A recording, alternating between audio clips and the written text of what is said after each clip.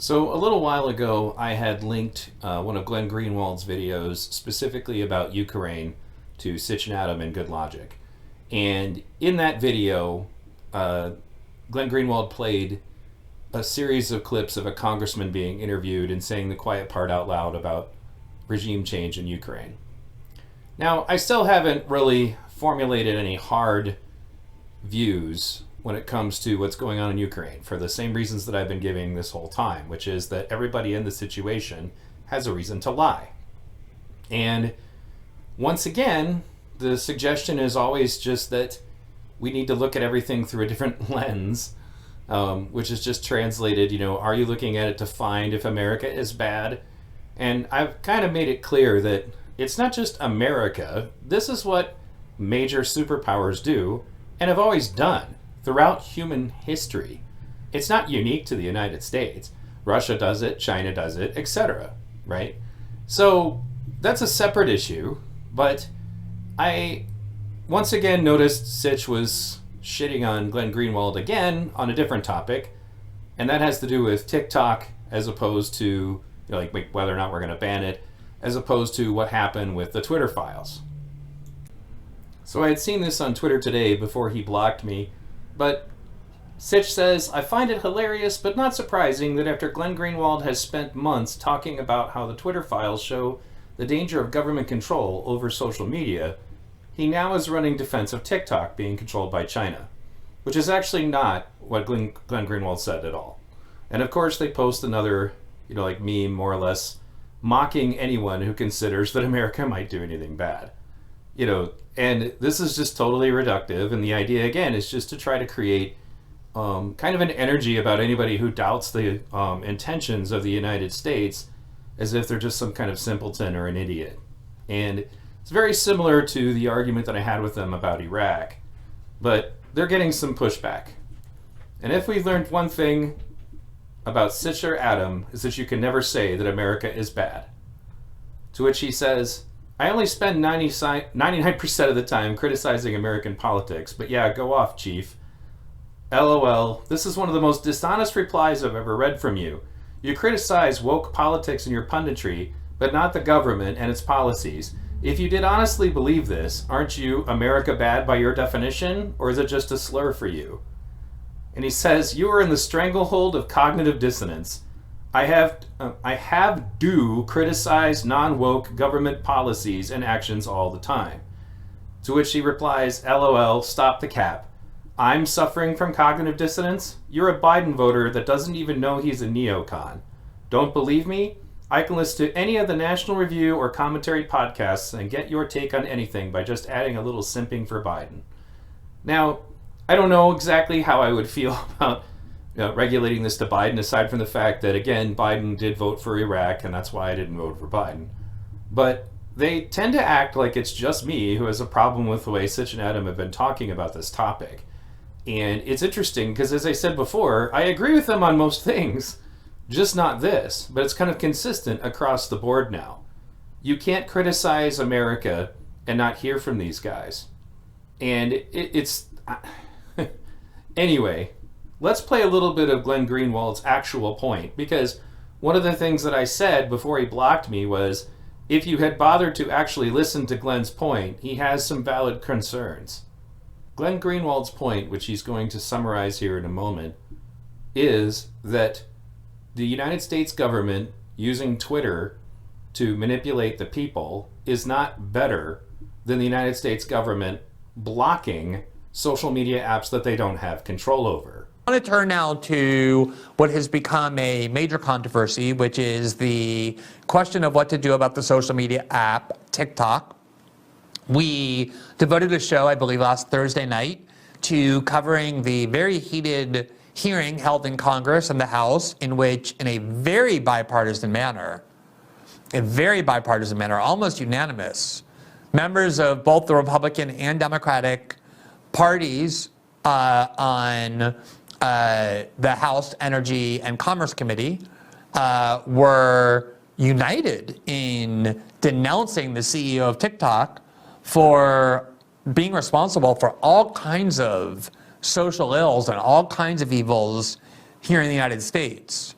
and we examined whether or not that was rational, whether TikTok is really some sort of a unique threat, whether it makes sense that the Chinese are using that as a spying device when it would be very easy to purchase on the open market enormous amounts of data about American citizens collected by Google and Facebook and virtually every tech company that then sells it and packages it for commercial uses. So if you haven't seen that episode and you want to understand our views on the substantive question itself, which we really raised in order to just urge a little bit of caution on the grounds that giving the government the power to banish an entire social media app, one which 150 million of your fellow citizens are voluntarily choosing to use, is a draconian measure. And at the very least, that show is designed to say there's serious questions to consider about what that would entail before we rush headlong into doing it, simply because we're all united in our view of China as a threat. That was the lesson of 9/11, in my view. After 9/11, we were all united in valid rage at Al-Qaeda. And as a result, every single power the government said it needed and wanted, and that it justified in the name of fighting terrorism, we said yes to. And the government ended up with an enormous mountain of previously unthinkable authorities and powers that many people, according to polling data, have come to regret. Things like the Patriot Act and warrantless spying and mass surveillance. And had we taken a deep breath back then and not been led around on a leash due to our united rage at Al-Qaeda, and instead asked the questions that our show last week encouraged people to ask about this desire to ban TikTok or other measures in the name of fighting China, I think we would have been much better off as a country, because many of those measures had nothing to do with Al-Qaeda, starting with, for example, the Iraq War and all these spying systems that were constructed. No one worries about Al-Qaeda anymore, and yet 22 years later, everything that was justified in the name of having to temporarily fight this threat is still in place. So before we start handing the government a whole new set of radical powers, like banning an entire social media app from existing in the United States, let's at least make sure we're thinking in a reasoned way about that. Now, let me just leave you with this thought. For the last decade, the most oppressive countries on the planet have tried to ban US social media companies like Google and Facebook and Twitter from operating in their countries because they can't control the flow of information on those platforms. Those countries include China, Iran, and Russia.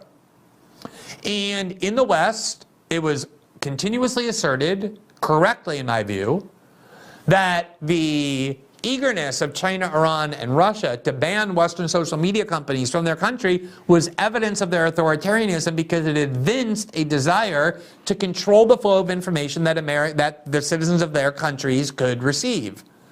They wanted to censor, and they couldn't censor as well on those sites, and therefore they wanted them out of their country, or only would let them in their country as long as those companies agreed to censor for them, and they were called despotic for it.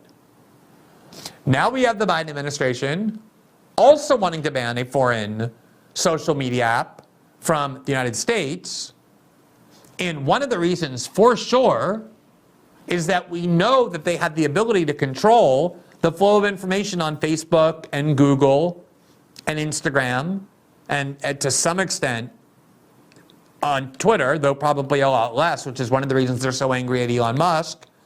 But the one social media app they cannot control is TikTok.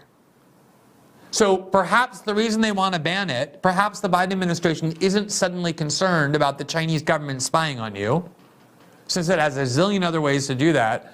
Perhaps it has other motives, including the fact that, just like the Chinese, the Iranians, and the Russians, the US government wants to ensure that it and it alone controls what kind of information American citizens are getting, and seeks to ban any platforms where it is less able to do so. So the valid concerns expressed by Glen Greenwald here have to do with the idea that if we start a precedent wherein the government can just simply shut off social media apps, under the premise that it can't control them, that will inevitably lead to abuse of that power that we have given the government. And he also points out that, ironically, China does the same thing when it comes to Facebook and all of that. But his concern has more to do with the fact that if you give the government the power to be able to pick and choose which social media apps work and which ones don't, that's a dangerous precedent to set, and will inevitably come with more consequences. So I take this moment to remind you guys to go back and watch my video, Why Are They Panicking About Musk Buying Twitter? It's part of my Do You Think For Yourself series.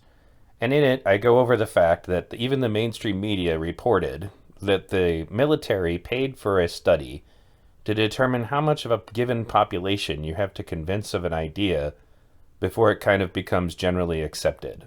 And the number that the science said was about 25% of a population.